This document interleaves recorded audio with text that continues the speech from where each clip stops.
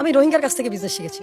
আমার কাছে মনে হয় যে একটা মানুষ তার সবকিছু হারিয়েছে, কিন্তু তার যে প্রতিভা অ্যান্ড মজার বিষয় হচ্ছে তাদের যে হসপিটালিটি, এটা ওয়াও। আপনি গেলে তারা আপনাকে আপ্যায়ন করবে।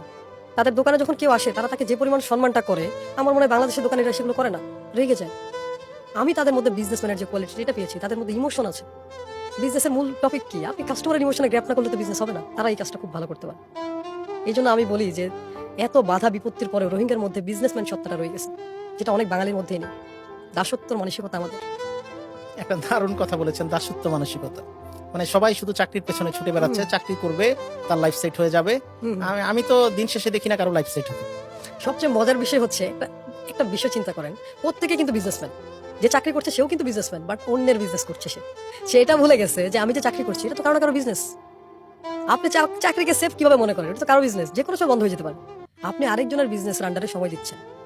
এভরি ওয়ান ইজ বিজনেসম্যান, প্রত্যেকে মার্কেটার। আমি বলি, আমি যেহেতু মার্কেট মাইন্ড অ্যান্ড মার্কেটিং নিয়ে কাজ করি, আমি বলি each and every one marketer.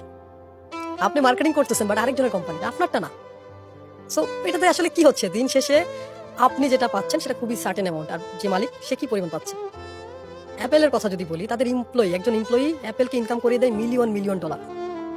একটা এমপ্লয়ি অ্যাপেল থেকে